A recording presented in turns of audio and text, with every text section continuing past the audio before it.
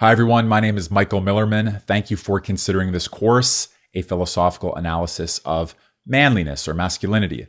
Just to be very straight with you, this is the only course in the school where there's no talking head component. You won't see me on screen. Each lecture is accompanied with slides so that the argument of each reading is presented on the slides on screen, and I'm lecturing over top of that. If that's something that you find watchable, then you can definitely get both the audio and the slides and the lecture notes in that class. But if it's important for you to see somebody talking like we're doing here and now, then you may want to consider another course instead.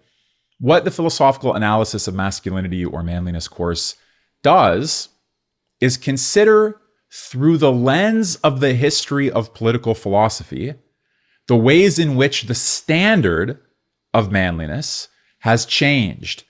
In particular, the way that the standard changed in the movement from the classical or pre-modern to the modern and then to the postmodern world. The authors we look at in the classical model are Plato and Aristotle. Then there's a break with Machiavelli. This inaugurates the modern period. Machiavelli, Hobbes, Locke, and Rousseau. And then finally, we transition towards the postmodern era with Nietzsche and Heidegger. And in each case, we're looking at left and right readers of Nietzsche and Heidegger. Left Nietzscheans, right Nietzscheans, left Heideggerians, right Heideggerians. And this movement, beginning from Socrates on one hand, which is where we start, and ending up all the way over here in the realm of the Heideggerians, it walks us through a variety of different stages in which people wonder, what's the standard of the good man? Who is the good man? So to give you the simplest example, is manliness something that should be asserted like a courageous warrior virtue? Or is manliness something that should be overcome because history is progressive and eventually it progresses to the point where there's no longer a need for masters and slaves, for the victors and the vanquished, but rather we usher in some messianic era of peace, and then you have a standard of the peaceful man as opposed to the military man. Okay, that gives you a kind of sense of the thinking here.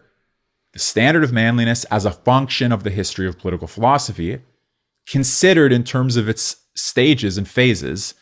And again, just to be very forthcoming with you here, our guide in the presentation of the history of political philosophy is Leo Strauss. So this is something like a, not fully, but mostly Straussian analysis of the history of political philosophy. It's Strauss who gives us this presentation of the classics, the moderns, and then we add the postmoderns, Heidegger and Nietzsche.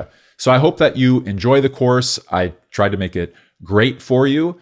And one last thing I'll mention is that it was developed by custom design for an organization called the Liminal Order, someone that you can look into, Jack Murphy and the Liminal Order. Jack Murphy's got a great podcast. He's had many great guests on.